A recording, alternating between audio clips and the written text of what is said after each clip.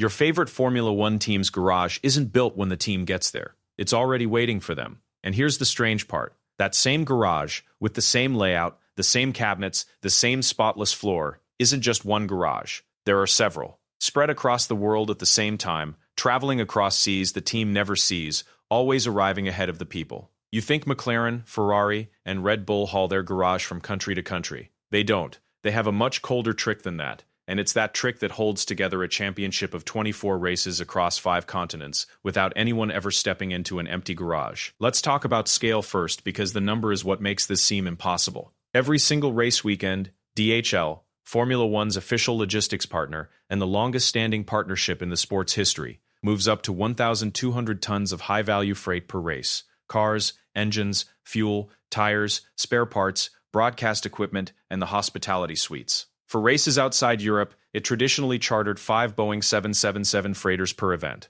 Across a 24-race season, that becomes a planetary house move that repeats almost every week. But the number that matters here isn't the one on the plane. It's the number of garages. Each major team keeps 5 complete sea freight kits, leapfrogging the race calendar. 5 garages belonging to the same team, out at sea, in different positions around the globe, so that the team only has to bring one thing with it: the cars and the brains. Because deep down, this isn't a racing problem, it's a logistics problem. Formula One is sold as a sport of speed, of genius engineers and thousandths of a second, and it is. But what nobody films is that, taken off the track, F1 is a high-precision moving company that has to rebuild an entire factory in a different shed every week, in a different time zone, in a different language, and have everything working before the first toolbox is even opened. The question that holds all of this up is easy to ask and brutal to answer. How is an entire garage ready before the team even leaves home? And what happens when the sea, which is in no hurry at all, runs late? To understand it, forget the plane for a second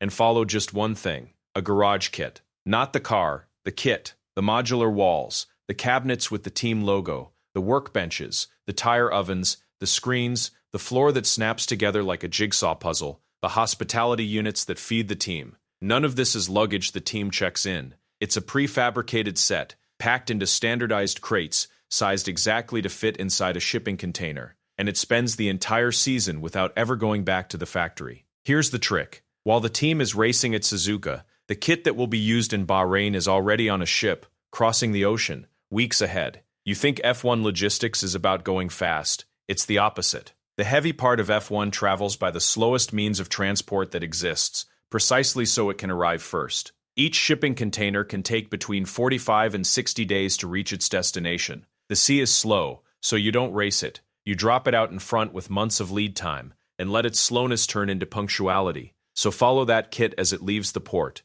It travels for weeks inside a container that looks like nothing special from the outside, and that costs, on its own, between $30,000 and $60,000 per container, depending on size and route. Nobody who sees that container in a port in Singapore imagines that inside is half of Aston Martin's house, and here comes the first station of the system: pre-positioning. Before any driver even thinks about the race, the kit has already been shipped to a port near the right circuit, calculated months in advance against a calendar the series publishes precisely to give this maritime dance time to happen. But how do 5 identical kits avoid running into each other? Here's the real hidden engineering. The sets don't follow the team. They turn on a rotation of their own, leapfrogging from race to race. A single container can travel from China to Singapore and then to Abu Dhabi across several races without ever coming home. While Kit A is in use at one race, Kit B is already at sea heading to the next. Kit C is unloading at the one after that. Kit D is coming back from an earlier one.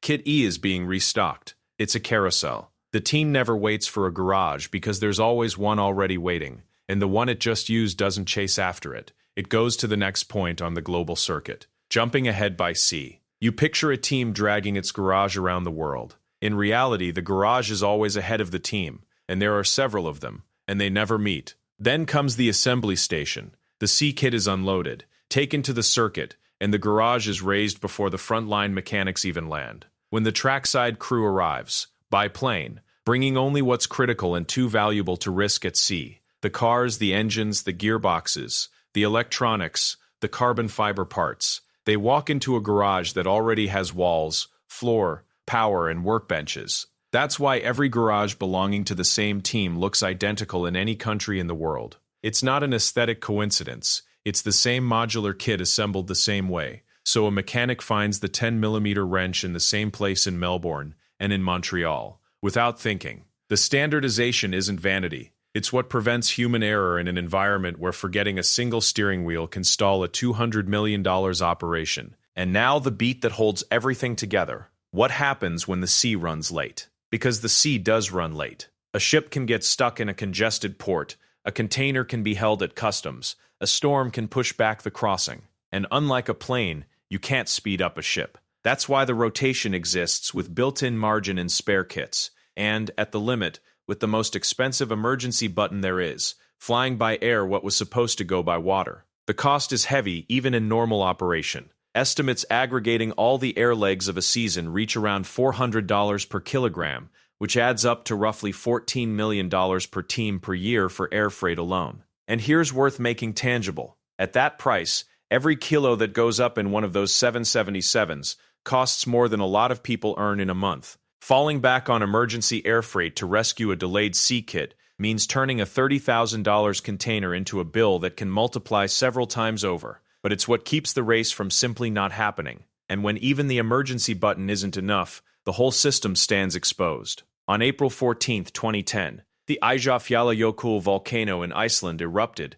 and threw up an ash cloud that closed the airspace of around 20 countries, in the largest shutdown of air traffic since World War II, affecting roughly 10 million travelers. That very weekend, Formula One was racing the Chinese Grand Prix in Shanghai, on the other side of the planet. And while Sebastian Vettel started from pole, the F1 teams were genuinely worried about being stranded in China, unable to fly back to their factories in Europe. That was the moment when what's normally invisible became glaringly clear. F1 looks like a sport, but when the sky closes, it's a supply chain that can simply grind to a halt in midair. Now come back to the number from the beginning, because it finally makes sense. Those 5 kits per team, spinning around the world, aren't excess or luxury. They're the only mathematical way to guarantee that a team can race in Shanghai one weekend and on the other side of the world 2 weeks later without any garage arriving empty or late. Add up the 1,200 tons DHL moves at every stage, multiply by the millions of dollars in freight per team, and you have an entire operation built just so that the part nobody films,